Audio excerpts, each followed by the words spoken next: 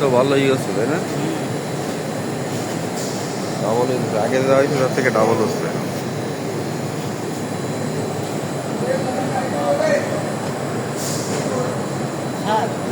আরেকটা কথা জিজ্ঞাসা যদি কালকে ঠিক হয়েছে আমার যে 11 জন ছিল না, 11 জন থেকে 2 জন লোক এখানে দেওয়া দেওয়ার লাগে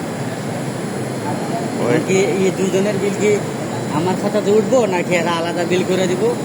এটা মানে আজকের বিল কিন্তু আগের মধ্যে উঠবো। কে দিতে বলছে? কে কে দিতে বলছে? এই পর্যন্ত